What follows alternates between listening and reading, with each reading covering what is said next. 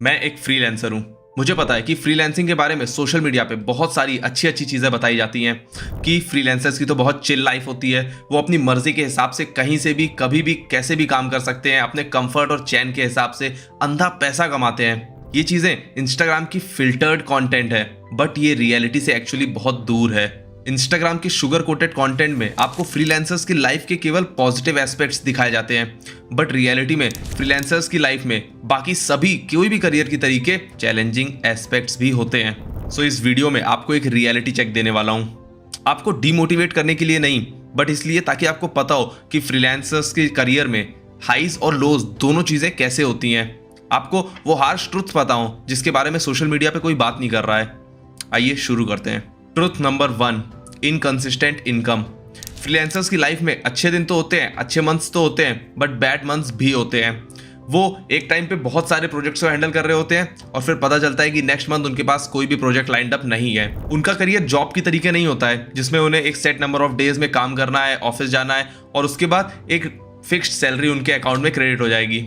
उनकी इनकम काफ़ी ज़्यादा फ्लक्चुएट करती रहती है। It's more like a roller coaster ride. अब इसमें बहुत सारे फ्रीलांसर्स जो गलती करते हैं वो ये कि वो अपने एंकर को अपने बेस्ट मंथ, अपने हाई इनकम वाले मंथ में सेट कर लेते हैं। उन्हें लगता है कि मेरी इनकम अराउंड इस रेंज में रहने वाली है, बट वो एंकर एक्चुअली उनके बेस्ट मंथ का होता है। वो प्लान नहीं करते अपने वर्स्ट मंथ के लिए, वो अपने खर्चे बढ़ा लेते हैं, अपनी EMIs बढ़ा लेते हैं, बट अपने बैड मंथ्स के लिए प्लान आउट नहीं करते हैं। इसलिए वो बैड मंथ्स में ज़्यादा स्ट्रेस भी फील करते हैं। इसका सॉल्यूशन बहुत सिंपल है, बट करने में डिफिकल्ट है। इसके लिए आपको 3 चीजें करनी है। पहली चीज कि आपको अपने एक्सपेंसेस को प्लान करना है, बेस्ट मंथ के हिसाब से नहीं, मिडिल ऑफ द मंथ के हिसाब से। जो मंथ नॉर्मल रहता है, आप अपने बेस्ट मंथ को केवल एनालाइज मत करिए, आप अपने 6 महीनों को एनालाइज करिए। आप देखिए कि आप किस ARR में मूव कर रहे हैं और उसके हिसाब से क्या एवरेज मंथली इनकम आपकी है।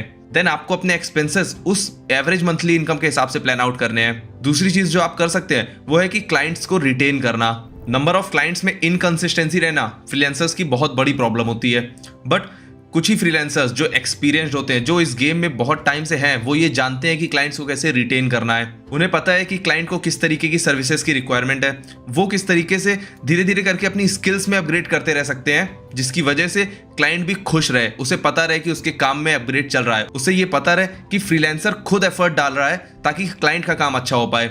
इस तरीके की कई सारी चीजें यूज करके फ्रीलांसर्स अपने क्लाइंट को रिटेन करते हैं, जो कि बहुत इंपॉर्टेंट चीज होती है ताकि आप एक लॉन्ग टर्म अपने ARR को बढ़ा पाएं। वरना अगर आपके पास किसी महीने तो बहुत अच्छे क्लाइंट्स हैं एंड देन किसी महीने बैड मंथ्स जा रहे हैं और आपके पास नंबर ऑफ प्रोजेक्ट्स कम है, तो आपकी इनकम भी बहुत ज्यादा इंपैक्ट होगी। सो आपको चीजों को प्लान करना है, एक्सपेंसेस को ऑप्टिमाइज करना है और क्लाइंट्स को रिटेन करने पे फोकस करना है। Truth number 2, the unexpected hustle. Social media पे फ्रीलांसिंग के बारे में एक रॉन्ग नैरेटिव ये बताया गया है कि आप खुद के बॉस होते हैं, अपनी मर्जी के हिसाब से काम कर सकते हैं, आप अपने टर्म्स पे काम करते हैं, बट ये चीजें एक्चुअली सही नहीं है। क्योंकि रियलिटी में फ्रीलांसर्स को सिंगल हैंडेडली पूरा बिजनेस, पूरा काम ऑपरेट करना पड़ता है। एक जॉब में आपके पास एक लिमिटेड वर्क होता है, आपको पता होता है कि लिमिटेड आवर्स तक ही आपको काम करना है। एक बिजनेस में आपके पास एक टीम होती है जो कि आपके बिहाफ पे काम कर सकती है, बट फ्रीलांसिंग के करियर में आप एक सोलोप्रेन्योर की तरीके काम करते हैं। आपको अपना बिजनेस खुद ऑपरेट करना है, आपको क्लाइंट्स को भी खुद ही ढूंढना पड़ेगा, उनका काम भी खुद करना पड़ेगा, अपना सेल्फ प्रमोशन, सेल्फ मार्केटिंग वो भी खुद ही करनी पड़ेगी, प्लस जो इधर उधर के काम है, इनवॉइसिंग बनाना जैसे, वो भी आपको खुद ही करने पड़ेंगे। इसके अलावा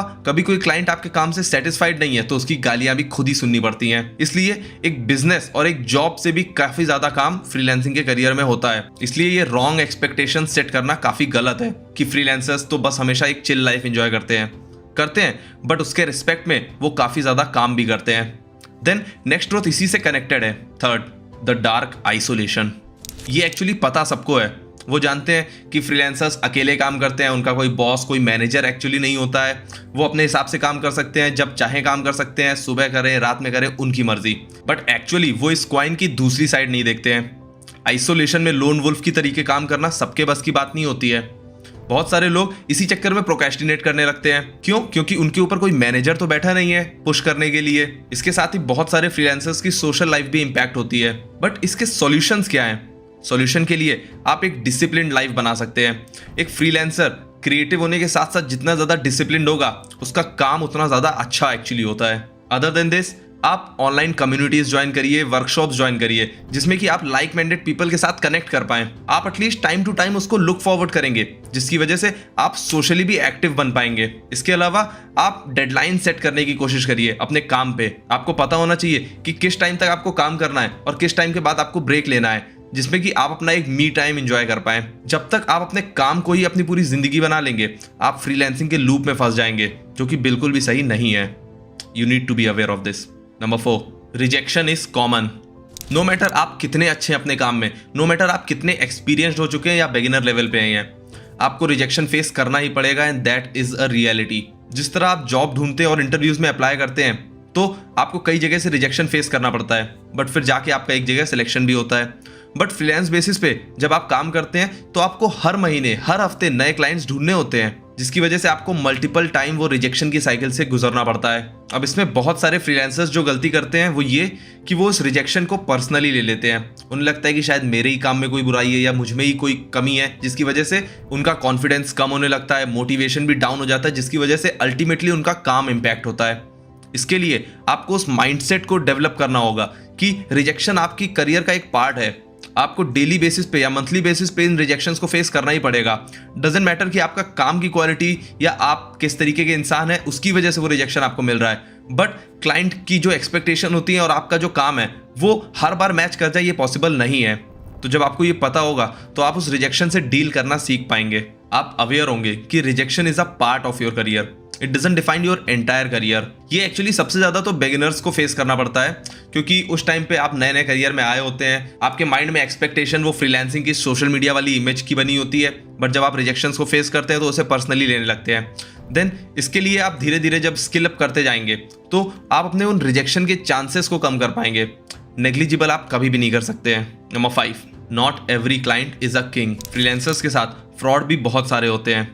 सारे क्लाइंट्स बेकार हैं ऐसा कुछ नहीं बोल रहा हूँ मैं, बट मैं ये बोल रहा हूँ कि आपको अवेयर रहना है, एटलीस्ट अपने साइड से उन सेफ जोन में रहना है, जिससे कि आप उन फ्रॉड से बच पाएं। बहुत सारे क्लाइंट्स आपको अपने फ्रीलांस करियर में ऐसे मिलेंगे जो कि आपसे फ्री में काम कराना चाहते होंगे, या पेमेंट लेट करेंगे, बहुत ज़्यादा निगोशिएशन में घुसेंगे, या फिर मल्टीपल टाइम्स रिवीजन बताएंगे। एक बार में सारे नहीं बताएंगे, बट आपको ये समझना होगा कि कौन सा क्लाइंट किस तरीके का है और किस तरीके के क्लाइंट्स के साथ आपको किस तरीके से डील करना है। ये चीज़ें थोड़ी एक्सपीरियंस के साथ आती हैं, बट स्टार्ट से ही अवेयर होना बहुत ज़्यादा ज़रूरी होता है। एक्सपीरियंस लोगों के साथ भी ये चीज़ें हो जाती हैं।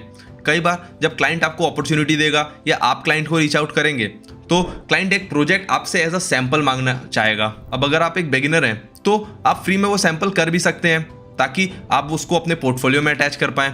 बट अगर आपको 3-4 साल हो चुके हैं करियर में, आप एक सर्टेन लेवल पे आ गए हैं, आपके पास एक सॉलिड प्रूफ ऑफ वर्क भी है, तो आप इजीली उस सैंपल के लिए भी चार्ज कर सकते हैं। आपको कोई जरूरत नहीं है फ्री में वो सैंपल करने की। और अगर आप वो सैंपल फ्री में कर भी रहे हैं, तो आप चूज करिए कि एटलीस्ट उस क्लाइंट के साथ आप काम करना चाहते हैं कि नहीं। वर्स्ट केस सिनेरियो में अगर इस तरीके का कुछ फ्रॉड होता भी है आपके साथ, तो आप उस सैंपल को अपने प्रूफ ऑफ वर्क में यूज कर पाएंगे कि नहीं। इस तरीके के फिल्टर्स लगा के आप सैंपल का फ्री में काम कर सकते हैं। बट अगेन, अगर आप एक्सपीरियंस्ड हैं, तो एडवाइजेबल नहीं है कि आप फ्री में काम किसी के लिए करें। अगर क्लाइंट पे करने के लिए रेडी नहीं है, तो सैंपल में आप एक छोटा काम करिए, ना कि पूरा प्रोजेक्ट। इसके अलावा ट्राई करिए कि आप एक वन टाइम फीस ले लें, जिसमें कि आप उस सैंपल को कर दें और उसके बाद क्लाइंट के ऊपर छोड़ दें कि वो आगे इसको कंटिन्यू करना चाहता है कि नहीं। एटलीस्ट इससे आप अपने एफर्ट्स, अपने टाइम की वैल्यू कर पाएंगे, जो कि आप जब करेंगे तभी क्लाइंट भी उसको समझेगा। अब ये 5 ट्रुथ्स वो रियलिटी है जो कि आप किसी भी नीश के फ्रीलांसर्स को मिलेंगे तो वो एग्री करेगा। एंड अगेन सेइंग, इस वीडियो का मकसद आपको इनसे अवेयर कराना है, आपको डराना नहीं है। फ्रीलांसिंग एक बहुत अच्छा करियर ऑप्शन है, बट रॉन्ग एक्सपेक्टेशंस के साथ इसमें घुसना एक्चुअली एक गलती हो सकती है। इसलिए इस वीडियो के थ्रू मैं आपको उसके हाई साइड और लो साइड दोनों से अवेयर कराना चाहता हूँ। हाई साइड तो बहुत सारा सोशल मीडिया में दिखाया जाता है, बट जब आपको लो साइड भी पता होगा, उसके नेगेटिव्स भी पता होंगे, तो आप एक सही डिसीजन ले पाएंगे और उसके बाद एक राइट एक्सपेक्टेशंस के साथ इस करियर में एंटर कर पाएंगे। अगर आप फ्रीलांसिंग से रिलेटेड और भी इंफॉर्मेशन जानना चाहते हैं, तो ये रिलेटेड वीडियोस देख सकते हैं और आगे आने वाले कंटेंट के लिए चैनल को भी सब्सक्राइब कर सकते हैं। I take your leave, peace out.